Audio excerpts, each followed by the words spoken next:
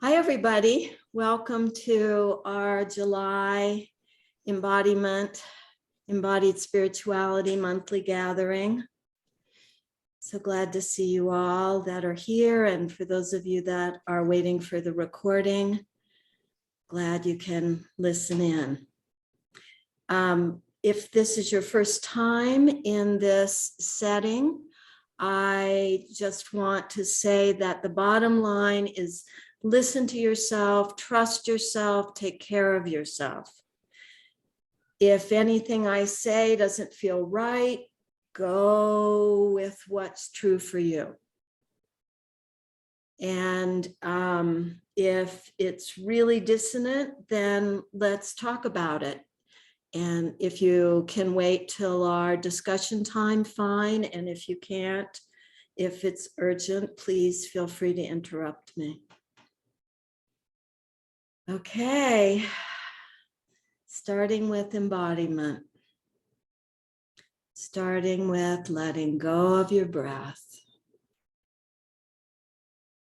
And just feeling what that means to you right now to let go of your breath. What happens inside you when you let go of your breath.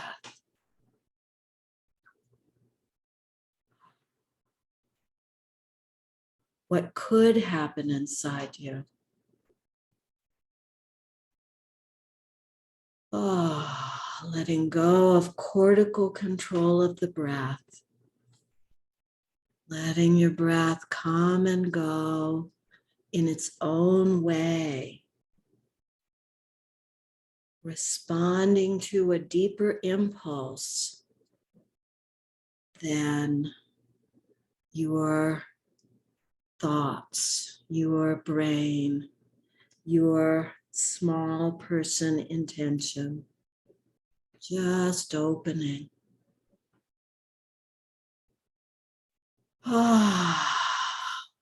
Opening first to the wisdom of your breath. Opening to the wisdom of your whole being and the whole universe, potentially through the wisdom of your breath. Letting go, letting go, letting go. Feeling more and more deeply into this moment by letting go, by opening.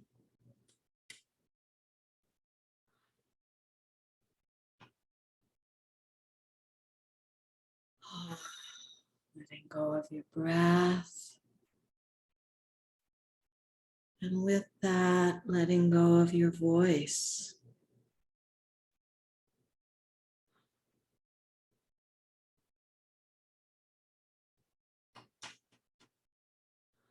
Giving your voice permission to speak or sound or sing, yell or shout, whatever is there. If there's anything there in your voice that wants to come out, any sound, any words, tears, laughter.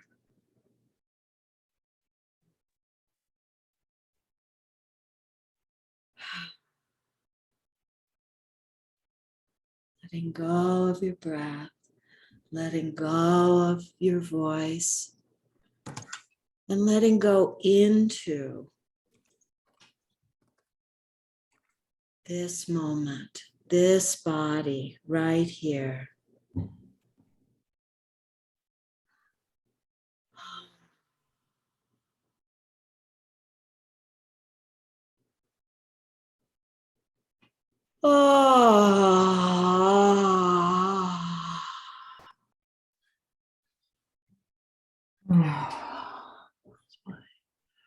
George.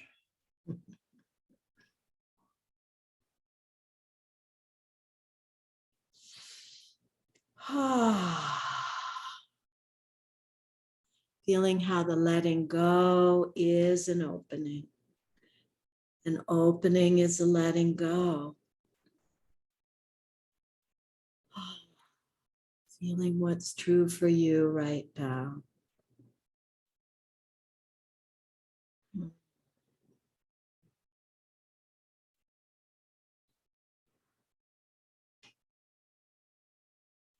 Softening deeply into your whole being. Oh. Feeling all the sensations that you're aware of right now and giving them permission to move, to breathe, to sound, however they want to.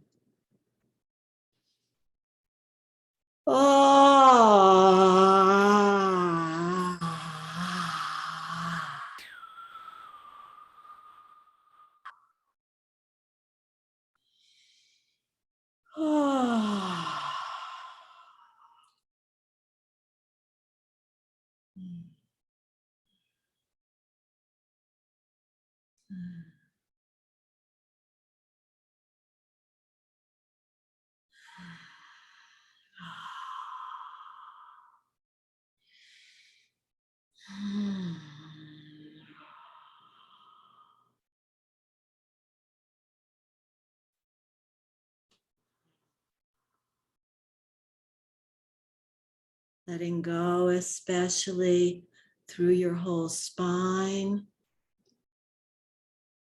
all the way down into the tip of your tail.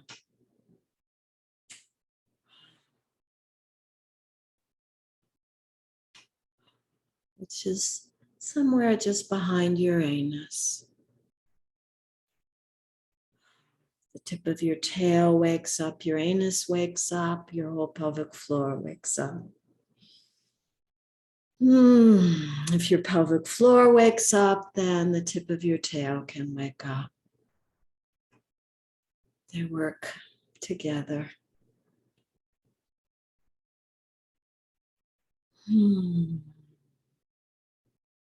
It's giving the tip of your tail permission to be awake, to be radiant, luminous, filled with light.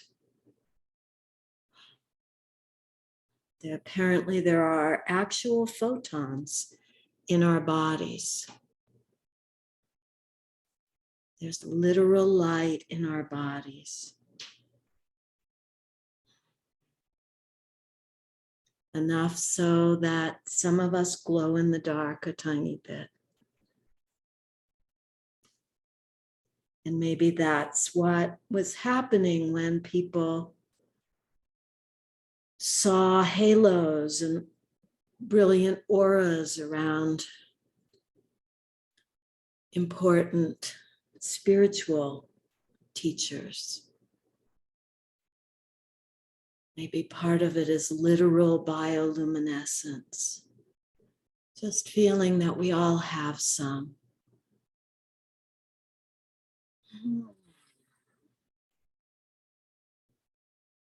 Letting your light shine.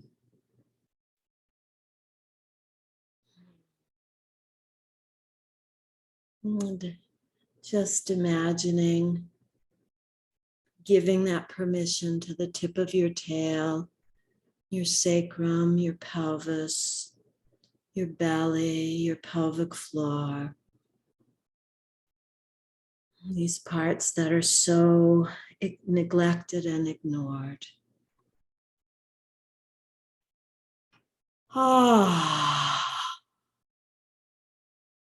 And feeling what happens when you give particular attention to your pelvis, all of its parts. Letting go, letting go, letting go. Lots of permission.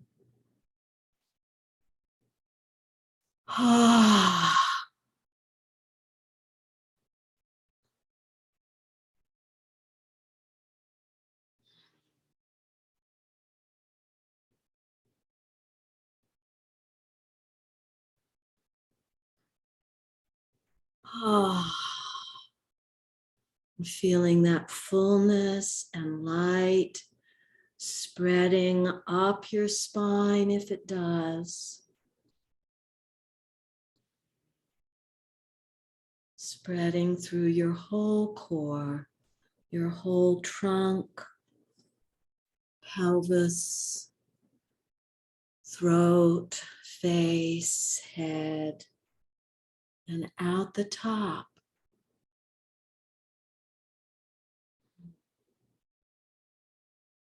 Seeing if it feels good to let light pour out the top of your head.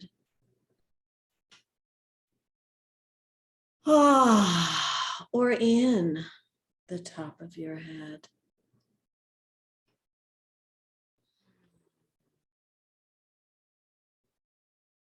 Feeling life, light, energy, movement coming in the top and moving all the way through,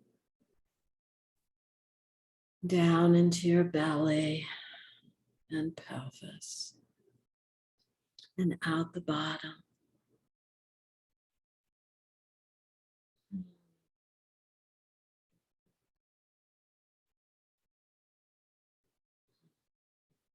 And up, light pouring up, if you will, through your pelvic floor, through your belly, through your heart and throat, through your head,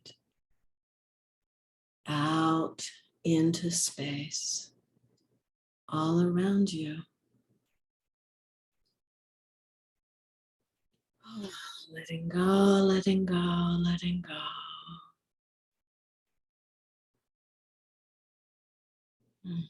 Life and energy moving through your core. That's core flow.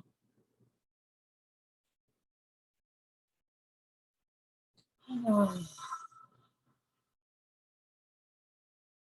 Being with core flow, inviting core flow, cultivating it, practicing, remembering it, allowing it.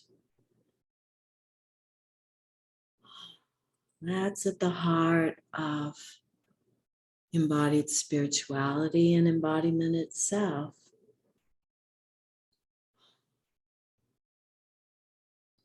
Letting that core flow spread out as much as it wants to.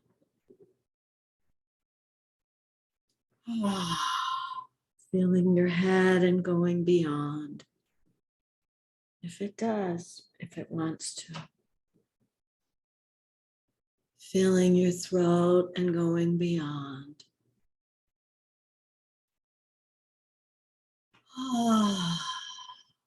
If it does, if it wants to.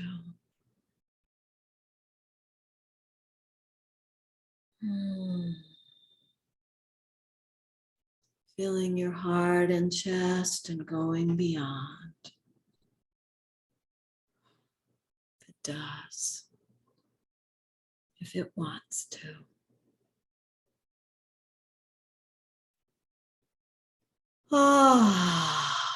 Always following your own flow. When what I say supports that, great. When what I say distracts you from your core flow, then just let it be background noise.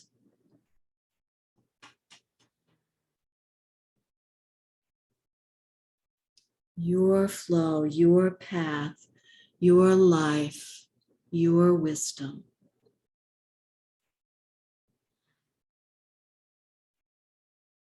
That's what we're going for, always. Remembering to go for as much as we can.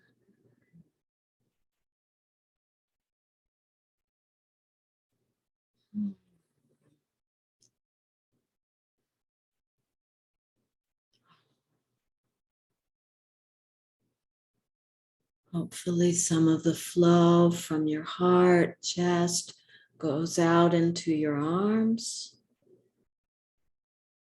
And some of the flow from your pelvis and pelvic floor goes out into your legs. Ah.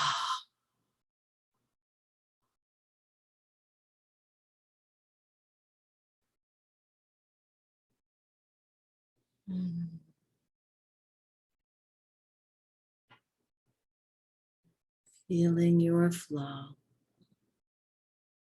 letting go into your flow.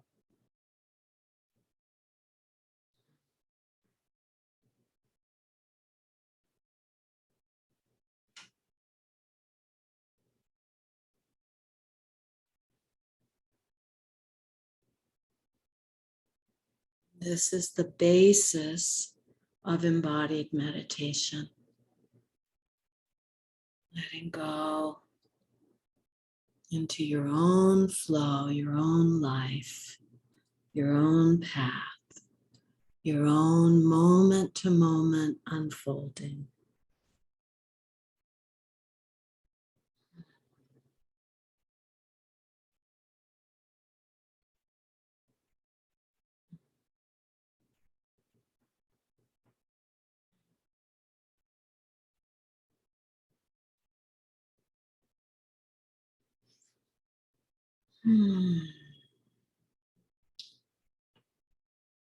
Noticing if there's anything in your being that's crying out for attention right now. Letting that be felt, be known, be heard, be seen.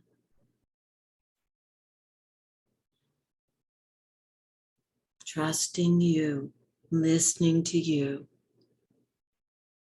loving you,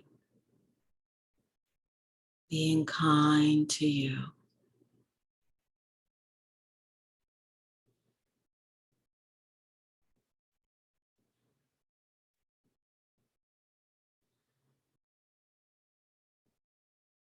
That's another bottom line in deep embodiment, embodied meditation.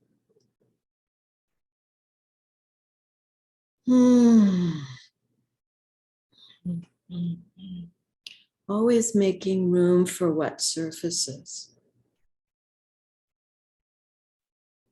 That's good self-care and good self-leadership.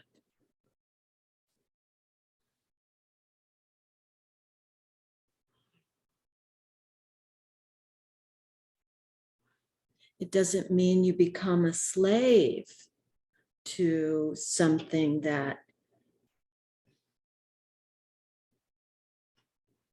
is nagging at you.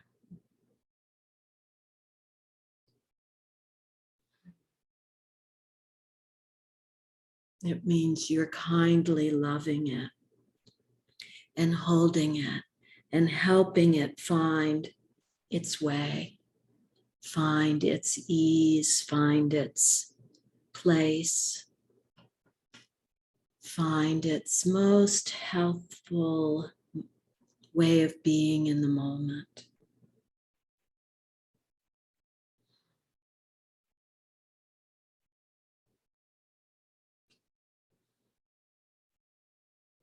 In many approaches to embodiment or meditation, we neglect what's coming up in favor of some mental focus.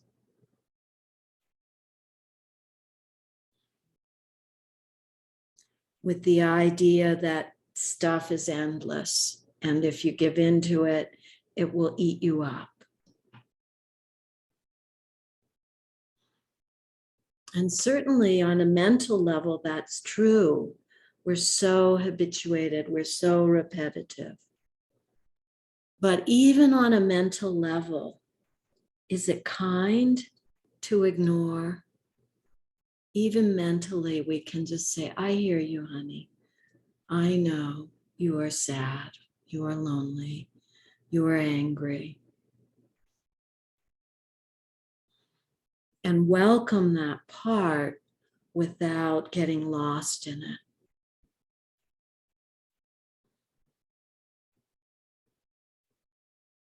Giving it love, giving it attention, but also giving all of the flow and life and wisdom in the rest of you that could help it. Giving that love and attention.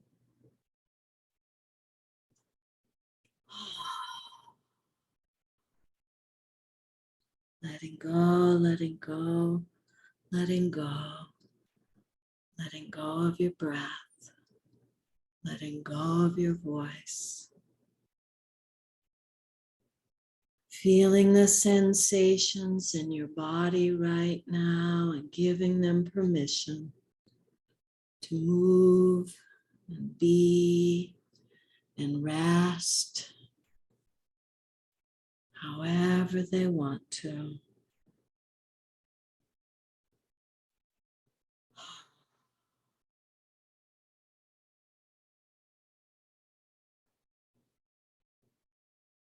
And when you're ready, noticing how your heart is.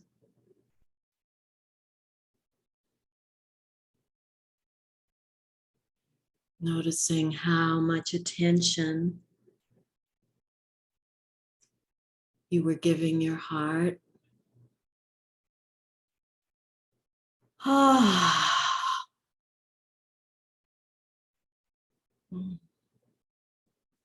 And feeling what it is to let your attention not just be coming back to your core, but coming back to your heart within your core.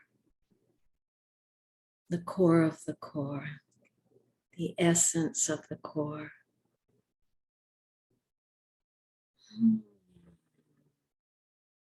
The center of your being,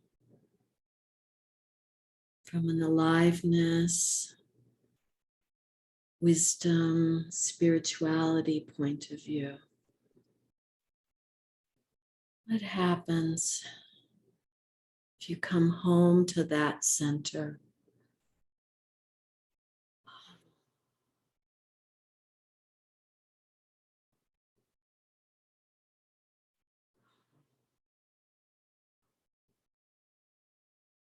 Doesn't mean you exclude any part.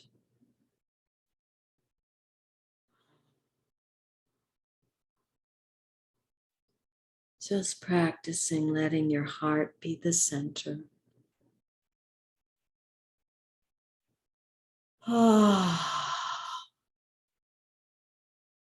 Letting your head, brain rest down into your heart.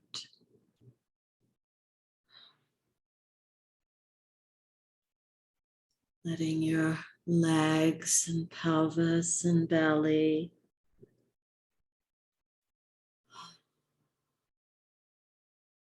flow energetically toward your heart, feeding your heart, supporting your heart.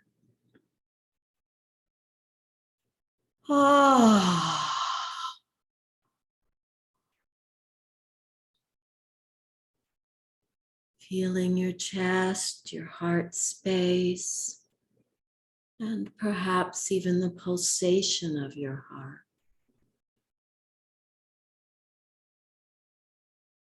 Listening for the pulsation of your heart.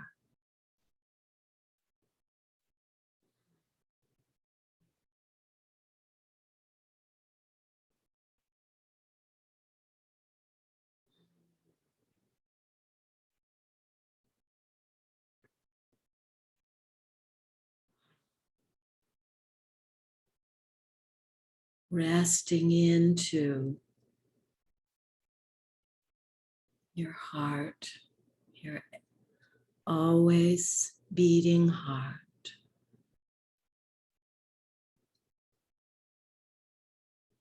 trusting.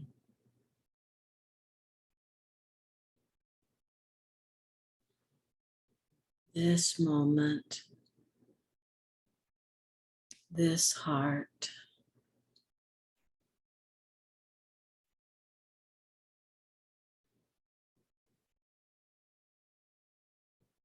Noticing the wisdom and the peace and the love that reside there.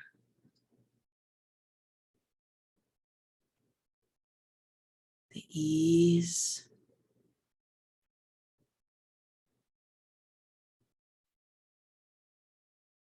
If there's distress in your heart right now, feel that, but let the wise,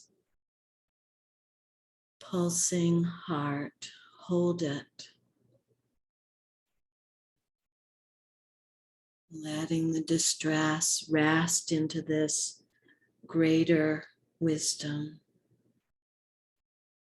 greater ease.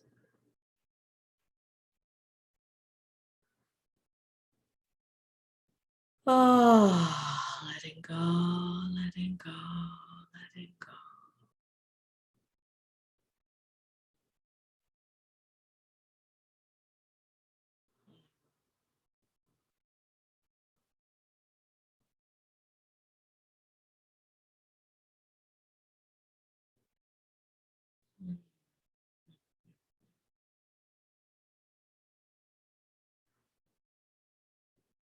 Just as your heart is beating, everything around it is beating, pulsating more quietly, much more quietly.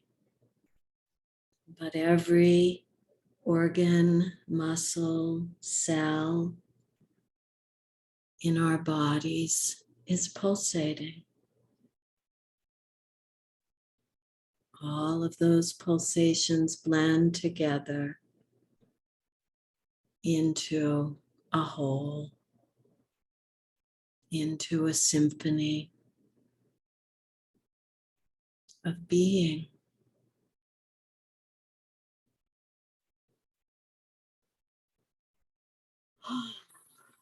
Letting go into that.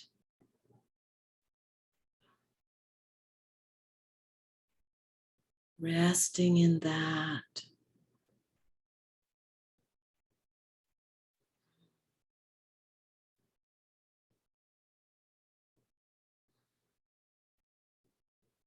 And noticing as you do how the small self, the preoccupation with self, the ego naturally dissolves a bit.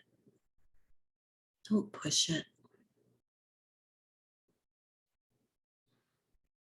Just come back to the pulsation and seeing how it's more translucent,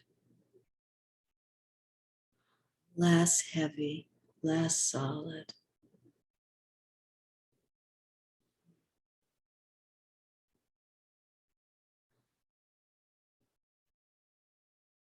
And that your artificial boundaries dissolve with that. Your sense of being separate from the air around you.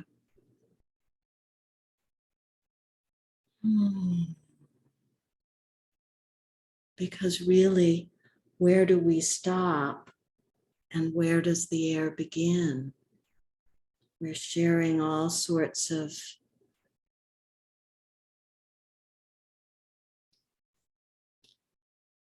cells, skin, chemicals with the air around us, and we're absorbing, we're receiving from the air around us.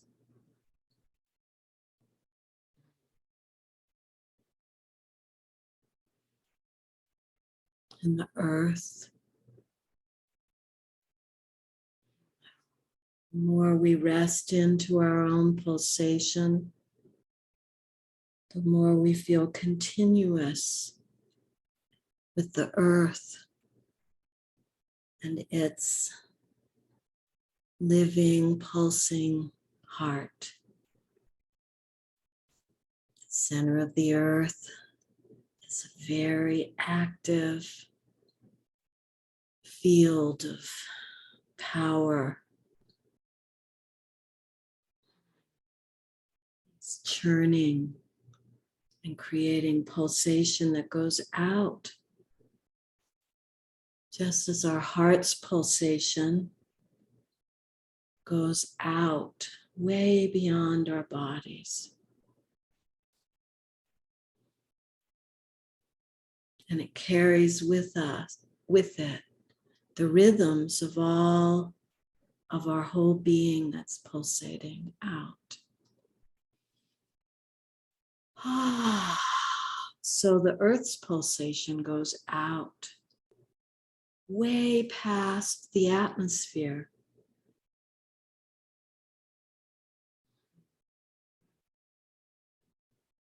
And it carries with it each of our pulsations subtly. And the symphony that all of life creates together in the pulsatory world.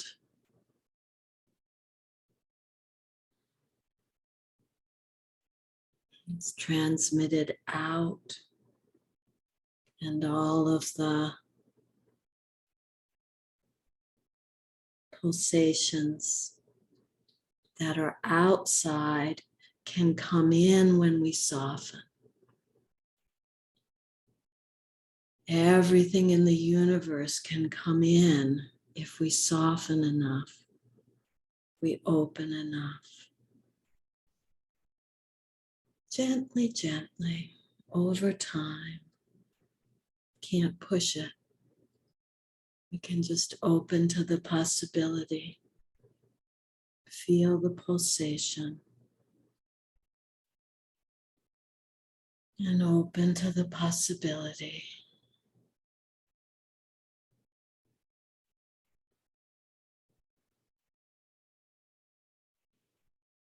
Giving and receiving.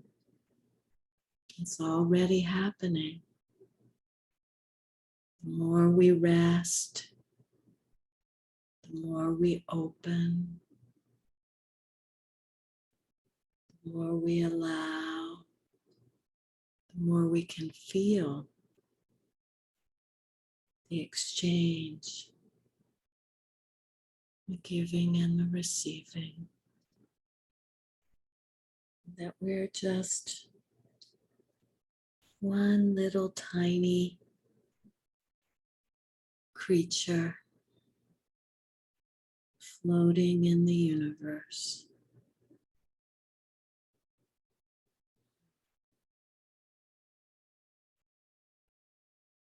Giving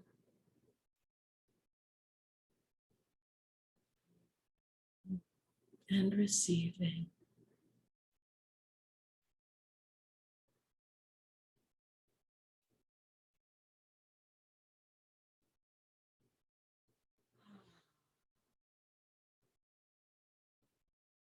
Effortlessly.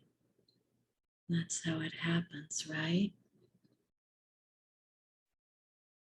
If we try too hard, it blocks our awareness, it blocks our flow.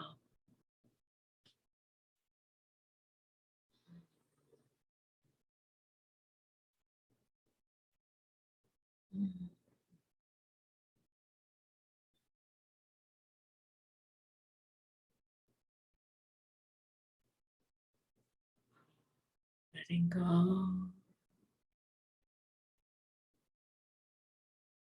into the flow.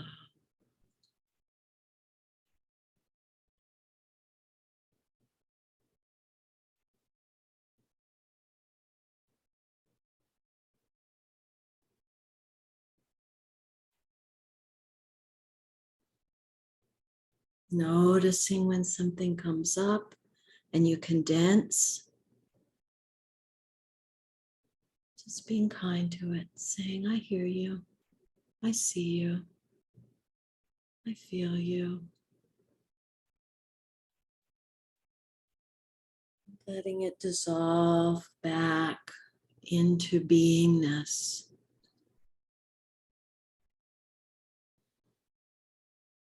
However it does.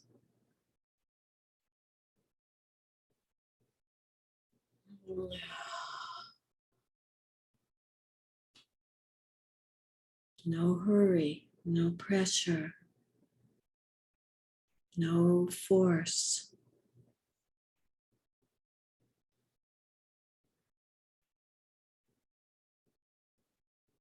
It's coming back again and again to any sense of ease, any sense of flow, any sense of beingness, peace, love, awareness.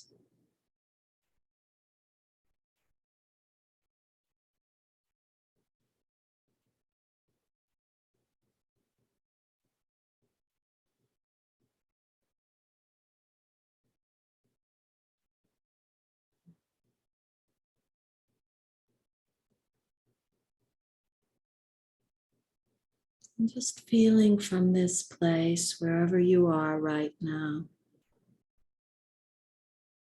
what it is that you're wanting as you move forward in time and space from this place. How you want to go forward. What you want to remember. What you want to practice.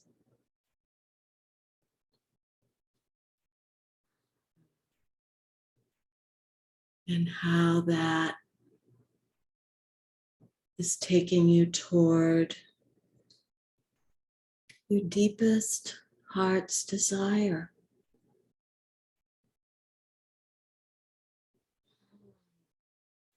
Whatever that is.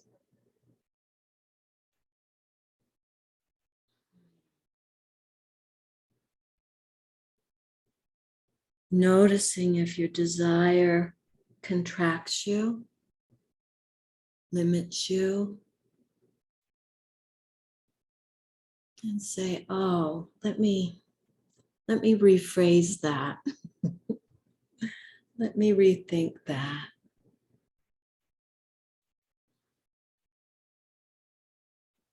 Finding a way to go toward that heart desire that doesn't contract you, that doesn't limit you,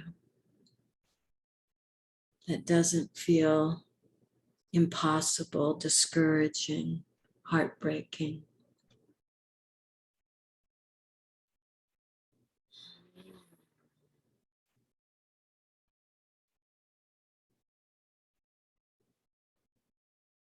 There's no path to the seeming impossible.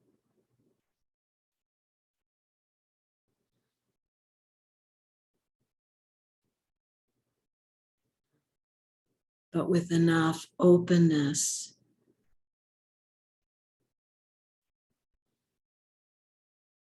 we can find a path toward anything.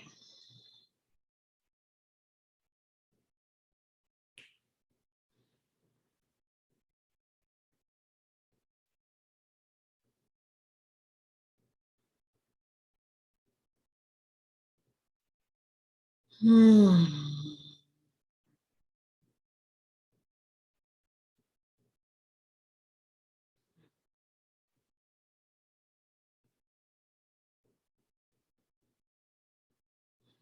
Feeling into that, Giving yourself time to explore that.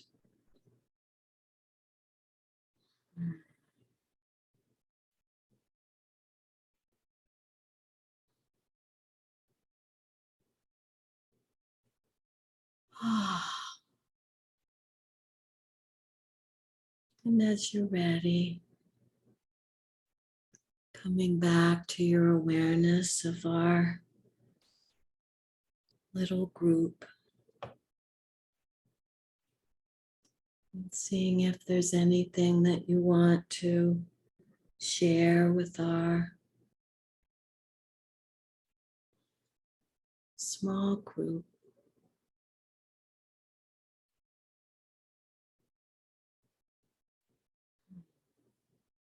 In the infinite universe.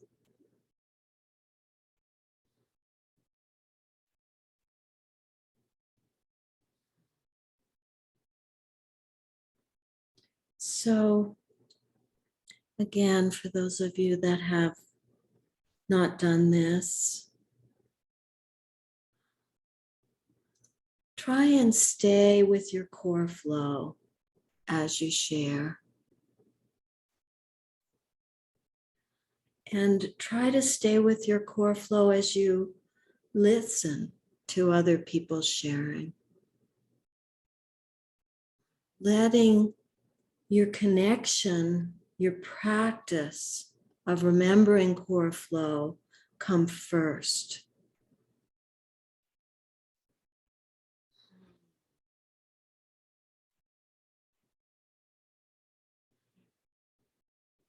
If something that you're saying takes you out of core flow, pause and come back.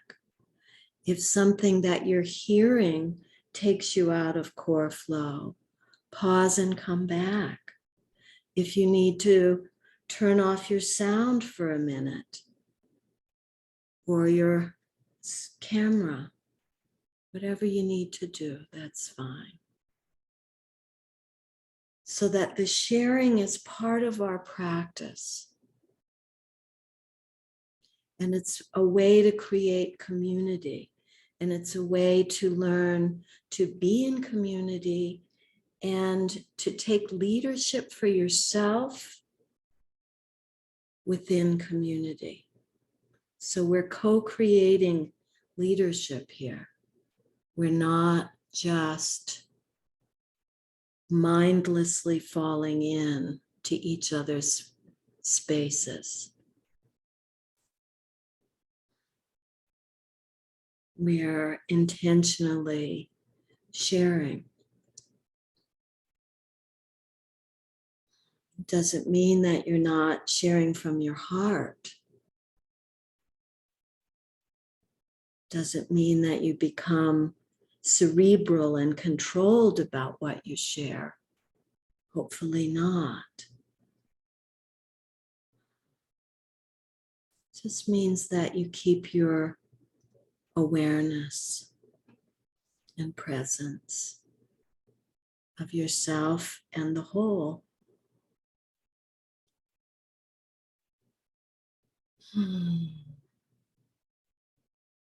Thank you. With all that said, feel free to take yourself off mute and continue your practice of core flow and begin your practice of sharing as part of that.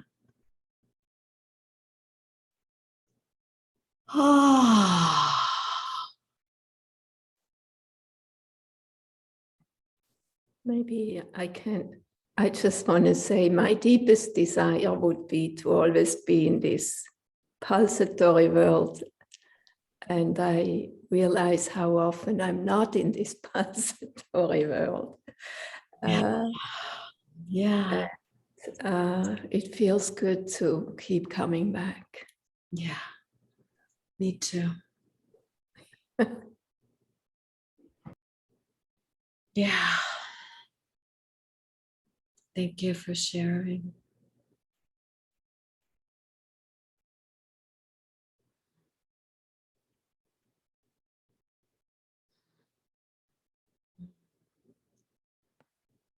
When I was talking about the deepest desire, I had this image of myself dancing in outer space, endlessly floating, dancing, moving, being.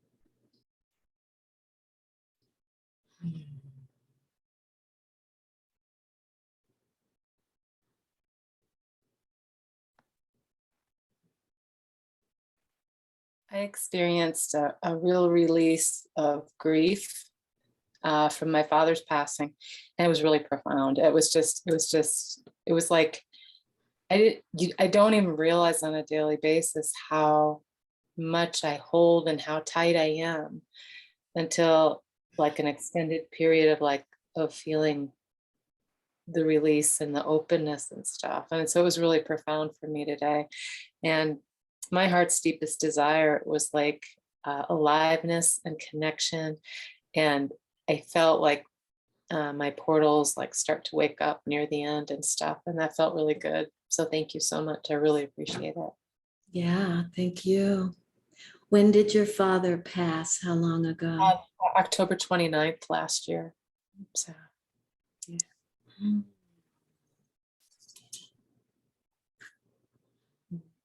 And so, may I ask, when you felt the grief and the release, did you also feel his presence? Not right now, but I was on a walk and he was there earlier this morning. So he's been really with you the for, last couple of days more so, and we went on a short trip to Buena Vista about 2 or 3 weeks ago.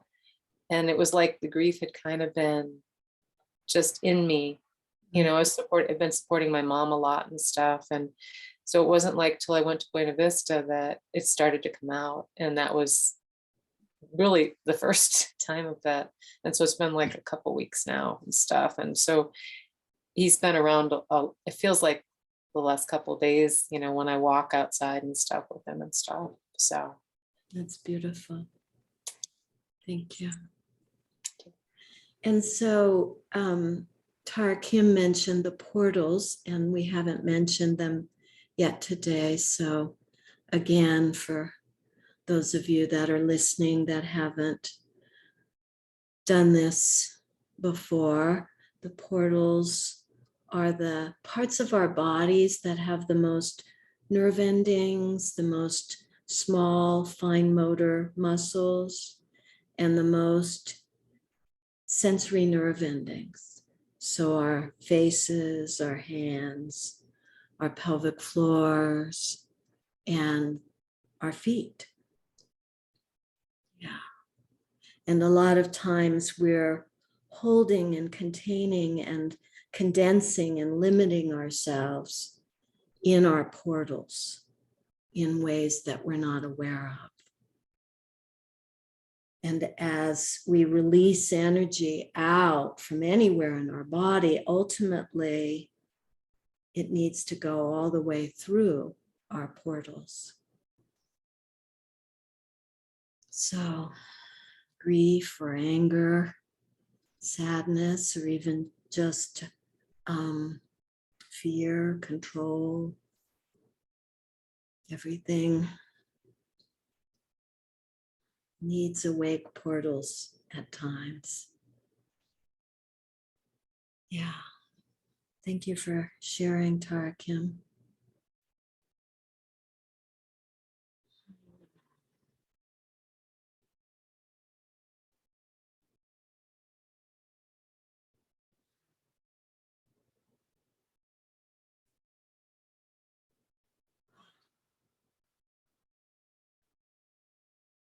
Noticing in the space between sharing or as you consider sharing, do you come back to your practice? Do you come back to your core flow? It's an essential part of self-leadership, right? Remembering to come back to your intention, to your practice, to your experience right now. Be here now. Ram Dass's important teaching. No more important teaching on the planet. Be here now. Be kind, maybe, is more important. I don't know, but so often to be kind, we have to be here now. And for those of us that find our way to embodiment and the body, we remember that being here now is about feeling this body. This body is our closest here. Our core is our closest here. The first foundation of mindfulness in Buddhism is mindfulness of body.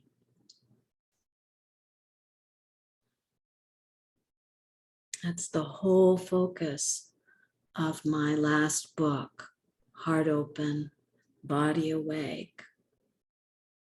Mindfulness of body. How do we deepen into embodiment? So it's not just a moment.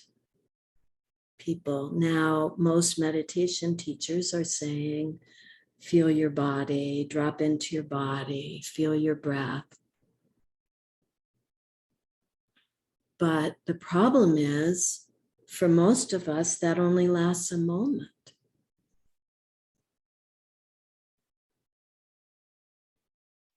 Because we've practiced this culture's dissociation from the body. All the other animals are feeling their bodies all the time. And their awareness is expanding out into the environment through their body.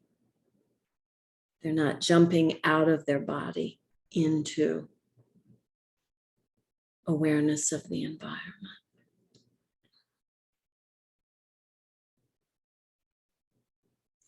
Letting go of your breath. Feeling the sensations in your body right now. Giving yourself permission to move, to breathe, to sound, however you want to.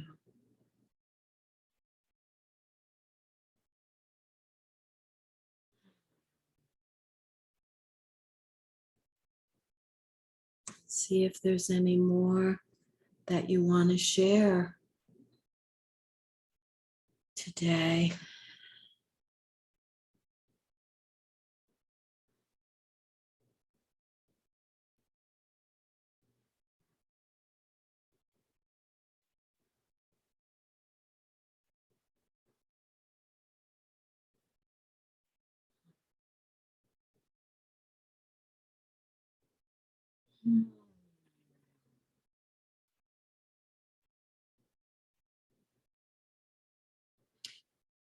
So if there's not more that you want to share from this moment, I want to talk a little bit more about embodied spirituality and interpersonal sharing and intrapersonal sharing. So I touched on that in our meditation time today, in our practice time. How do we let stuff arise in our awareness? Pain, emotional or physical, confusion. How do we let that arise and be with it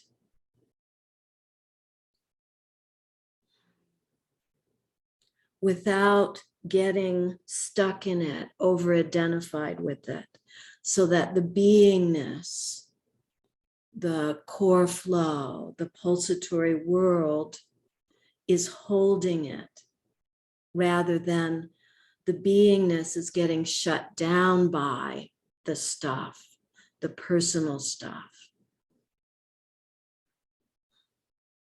And usually what we do is spiritual bypassing, right?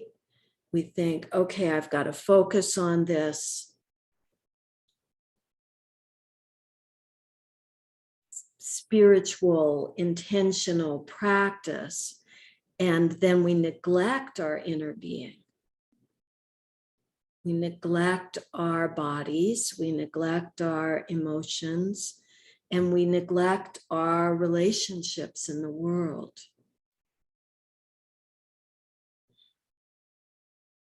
And then when we come to a group practice, we have this huge neglected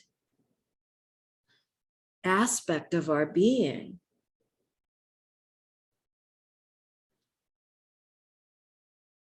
that would be overwhelming to the whole group, potentially. And so then we hold it back more. So how do we keep letting it surface in our own practice and practicing more and more of your life? You know, whether you need to go on vacation to get more space to practice, or you need to structure more personal retreat time into your life, or more personal practice time. You need to come to more group practice time and keep letting things surface so that it can be offered in a way that creates community rather than in a way that separates you from others.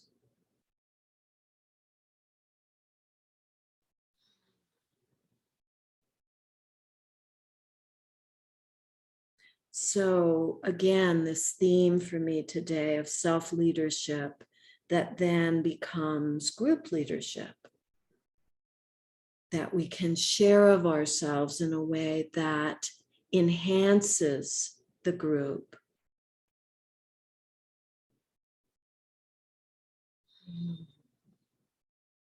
I had some people give me feedback that this work was too much like therapy. And I think that this is what they're talking about. At the same time, we're never perfect, and we might get overwhelmed, or we might share something that's overwhelming to others, and that's fine with me. I'd rather err on the side of creating community and connection than on the side of too tight, strict, pristine practice that ends up separating us more. So I'd love to hear if anybody has anything to say about that.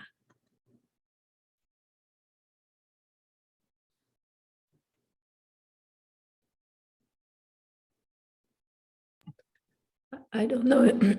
I don't know if this is connected, but what I feel is this work opens to compassion naturally.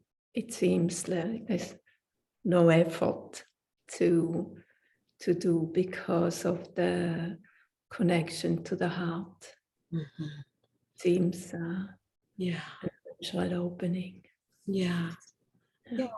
And also, Irene, you know, I want to acknowledge your decades of dedicated practice that of cultivating compassion. So you have, you know, a lot of mental, intellectual framework so that you recognize the compassion that naturally comes through your heart. and you know how to balance self-compassion and compassion for others and negotiate somewhat. I mean, it's tricky for all of us, but our skills will grow so that that giving and receiving can be effortless and flowing. Yeah, so thank you for acknowledging it from the end of many decades of practice. And then, we have to also look at how do you get there if you're more beginning practitioner of any practice. All practices lead to the same place ultimately, if we let them. Yeah. So thank you.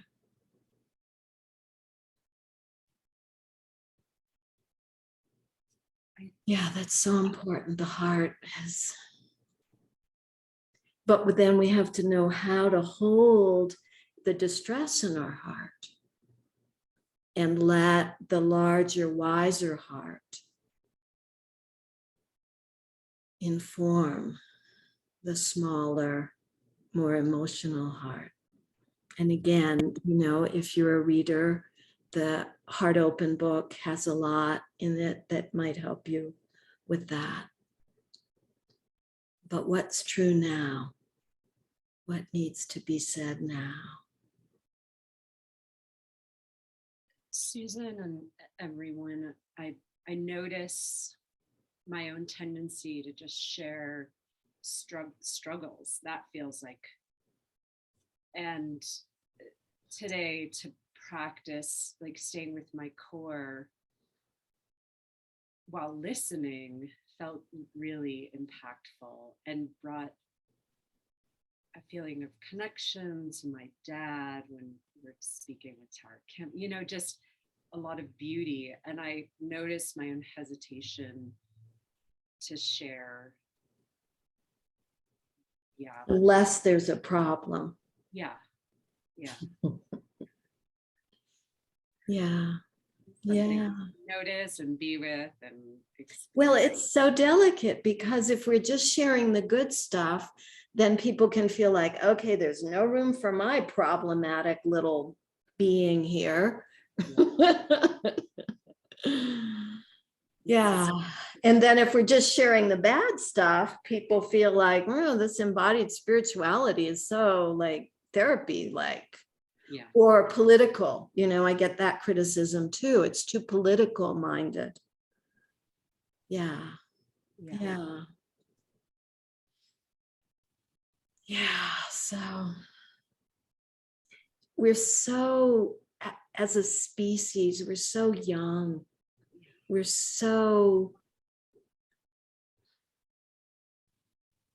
such a mess as a species. We're not where we want to be as a species. We're not where we have pretended to be. I mean, I'm thinking back to the Renaissance. It's like we're supposed to be enlightened from then on.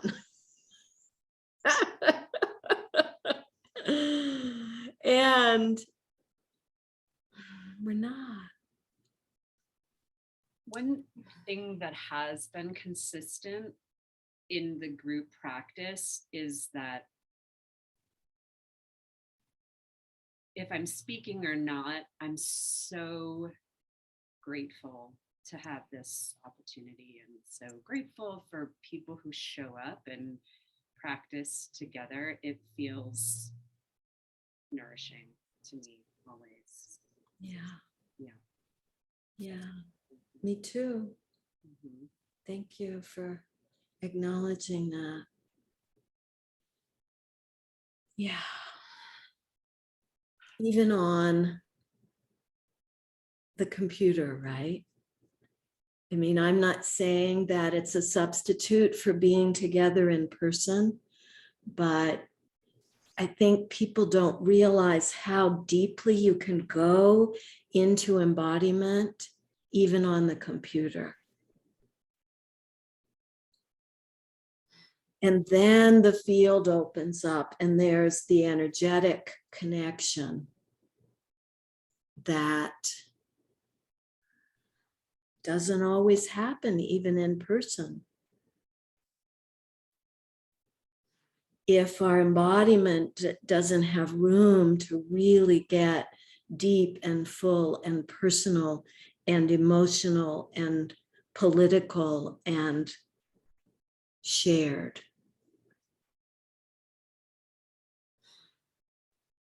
Yeah, it's beautiful. Thank you. I wanted to, this is Mickey. Sorry, my camera isn't working. I've commented on this before, so I don't know if I'm going to be repeating myself or not. Well, it's interesting to not have my camera on. It's an interesting little shift. To not be seen. Yeah, it's interesting. Just to comment on this is too psychotherapy-like or too political. Increasingly, so hang on. Several times I have heard people in this group say, I want more of this. I want to do this continuously in my life. The various ways we say that. And I'm finding that as I practice more and spend more time with the material, if it didn't have all that it has, the emotional aspects, the psychological, the political, it would be much harder to then take it into my other relationships. Mm-hmm. And so if I am one of the people who says, I want this more often, well, increasingly, I have it more often because when we're here, we're doing psychological and political, because my life is all of that. Mm-hmm. And if we weren't doing it here, then it would be one more separation. Right. One more, here's my spiritual practice. Now here's me living my life. Right. And so I can't get on board with that complaint or feedback or whatever. And I don't mean to be unkind to them, but I just don't agree with it. Yeah. And, maybe that's because you're in a different place in your life, as am I. I mean, I need that personal, emotional, physical, problematic, political, all of those aspects. Those are the hard parts for me to include. Yeah. Yeah. And they obscure my remembering to practice. Yeah. And so as I grow my practice, the good parts become bigger, and then I remember to practice more often. The problematic parts are necessarily limiting because that's our human nature. We get small and limited. And as I hear you, if I'm not interrupting you too much, as I hear you say that, you said, as you said, all that you said just before we started sharing with you about this, you reminded me, you were talking about, the getting small and, I don't know. What I'm noticing, and in particular, I'm able to do it more and more with Andy than anyone else, because I don't know why, because he knows I do it. I don't know. But what I'm becoming more and more aware of is feeling myself go toward smallness and catching it and going, oh, there's the habit of Andy says something hard for me to hear. So then I go to shrink and I catch it. And then in that moment, I can come back to practice. Yeah. And not let myself go too far. Yeah. And that's such a blessing to be able to practice consciously in relationship. And it's the moment to moment awareness for me that allows me to go, whoops, I just slipped. Yeah. Or I'm slipping, or, Yeah. And that takes years and years to develop for most of us. Yeah. So, if you don't have years and years of practice, tell yourself, like, you're probably doing really good. It's a slow process. When I started practicing meditation when I was 16 and yoga when I was 18. And dance also became an awareness practice for me because I was improvising, and other art forms then became awareness practices, and then doing therapy became an awareness practice. So, and I'm 65. So I've got almost 50 years of intentional practice. And I thought when I was in my 20s that I would just do all these practices and I would be enlightened before I died. I really just thought that was the way things were going to go. And as I got older and dedicated myself, weeks, months of practice at a time, retreats, and making more and more of my life practice, exercise, is practice time for me now. Cooking, showering, relationship. I've realized, oh, I'm probably not going to be enlightened in this life. I feel like my progress is very incremental. And yet I'm so grateful to have the incremental practice and to be, it feels like sobriety to me, to be sober about my spiritual potential, that I'm probably not going to have any amazing enlightenment experience, and that these brief moments of opening are so precious and they're worth it. They're worth a lifetime of practice, even though they're nothing too fancy.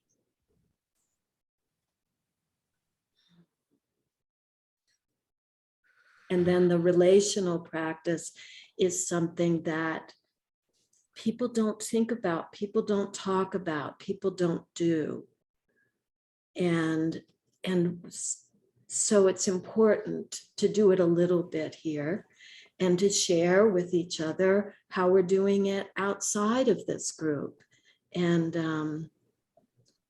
I had a friend, I think I've told this group this story.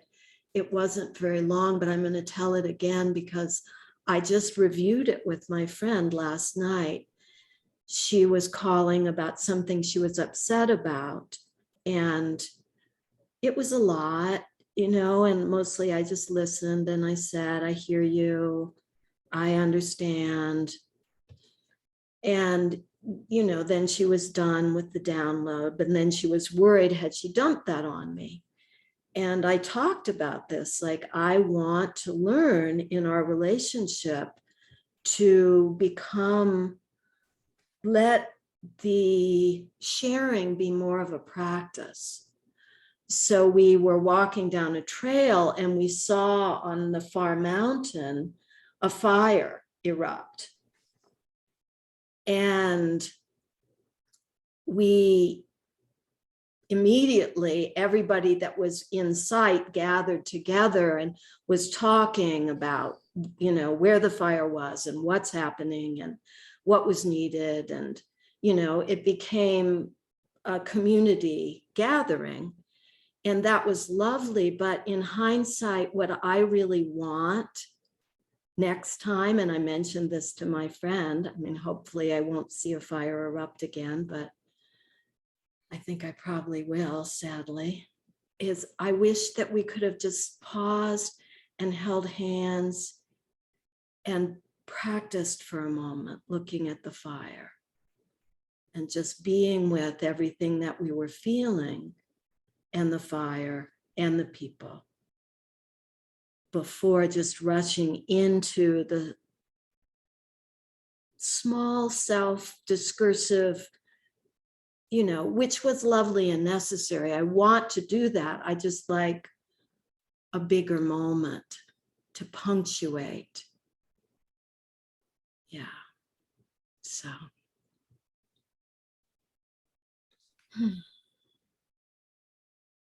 Susan, Yeah. could you speak a bit more about going towards smallness?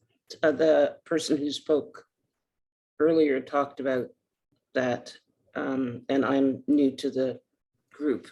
So is that possible?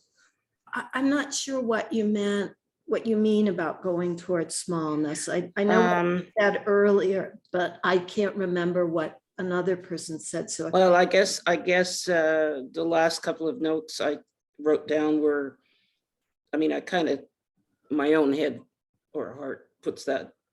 We are looking for an energetic connection. And then going towards smallness was not a good path. Like, I see what you're saying. I think there's the natural pulsation in our beings where we can get more expansive. And I don't know if you felt that at all in your practice today, that your embodiment got moments of ease or moments of heart opening or moments of anything that's more expansive.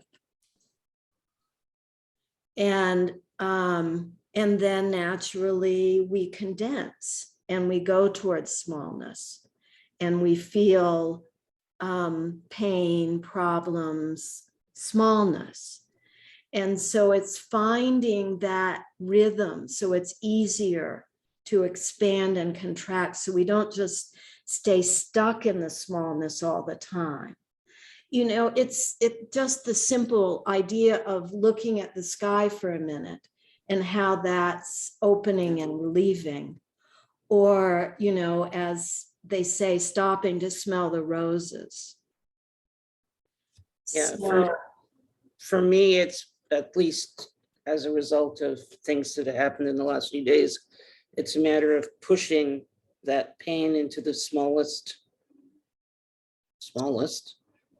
space it can be, like and encapsulating it, because if it breaks through, I walked away from a group of people, like a group celebrating an 80th birthday, because the pain was so intense of dealing with the emotional pain was the emotional pain. And I have never walked away, like physically took my stuff and left and walked on a road. I've never done that before. Okay, so feel the opening and the kindness of just saying this out loud. And feel our hearing you. There's an expansion in your breath and in your energy. Can you feel it? That you said this out loud, that you acknowledge that condensation. So that's the opening, that's expanding. And we have a lot to learn about how to let that pulsation happen without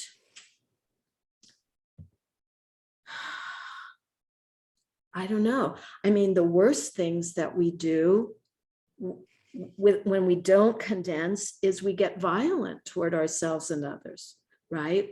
So we definitely don't want to get violent. We definitely don't want to overwhelm ourselves and each other with pain. You know, for those of us in chronic pain, we have to manage the chronic pain, and that's a very complex pulsation. When to check in with it, when to be kind with it, when to open out from it, when to bathe it.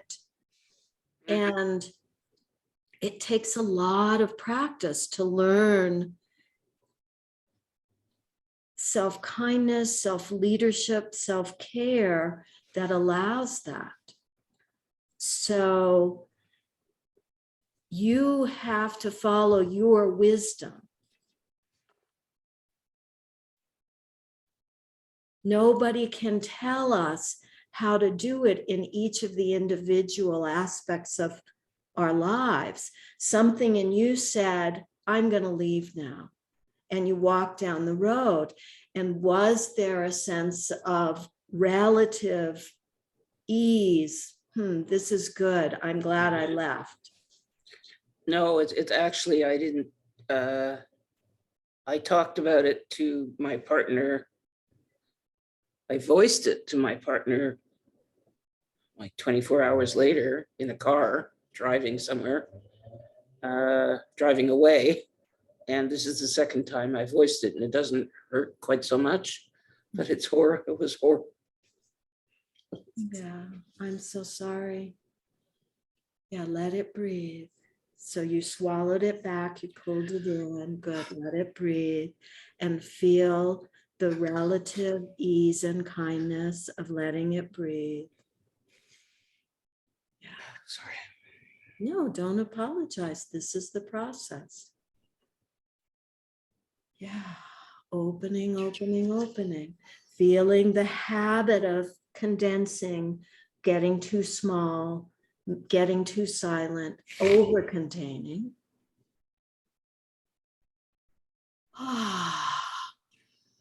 Yeah, that's good. And it's only our practice that we can rely on that allows us then to connect to others in a way. So think of everything you've done in your life that's allowed you to share in this way, and take that breath and recognize there's a tiny little bit of relief in that breath. Feel the condensing. Yeah. If you need to lay down, lay down. Yeah. Yeah. Yeah, thank you. So I want to complete with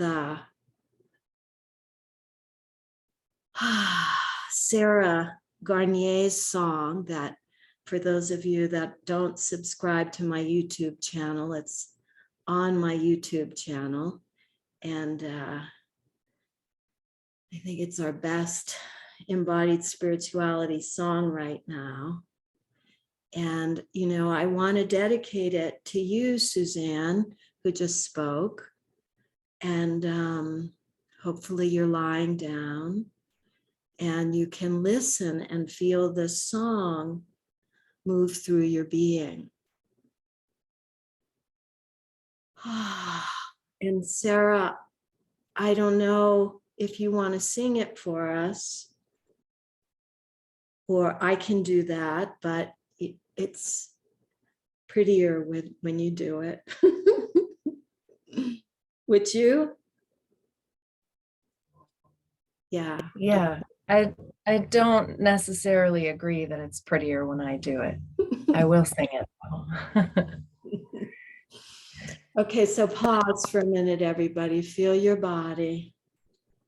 Let your body release. Find the right position to be in, wherever it is, lying, standing, moving, sitting, so that you can really sing this. Those of you that know it, if not, you'll learn it quickly because it's only 2 lines that repeat. one lyric, I think, and two melodies that change. So really practice letting the song go through your whole being, through your whole body, moving, breathing. As you sing it, say it, think it, listen to it. I'm going to turn my sound off, so we just hear Sarah.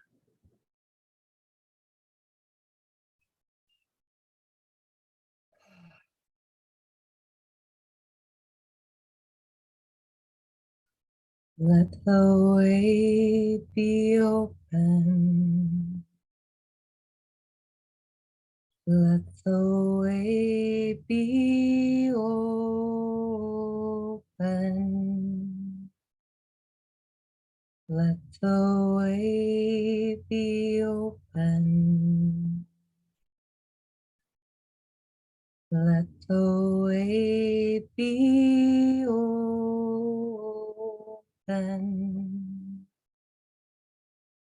Let the way be open. Let the way be open. Let the way be open. Let the way be open.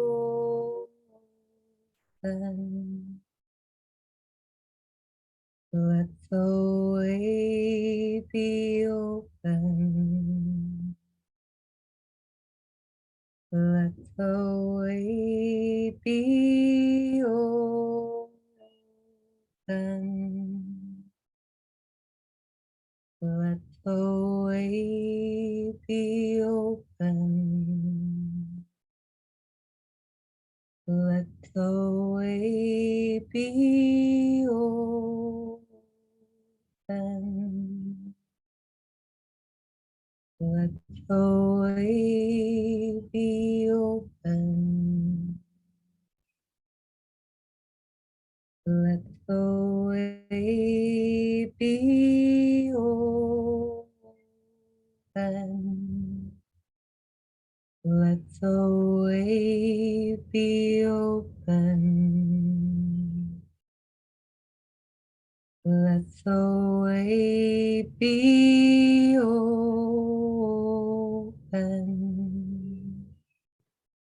Right now. Be open. Right now. Thank you, Sarah.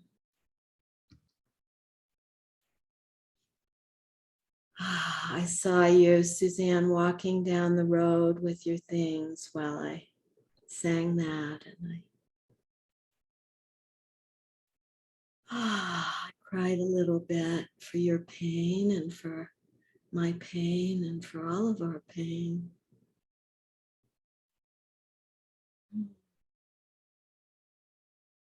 Thank you, everybody. Be well. Let the way be open. Finding your pulsation in and out, softening. As it goes in and softening as it goes out.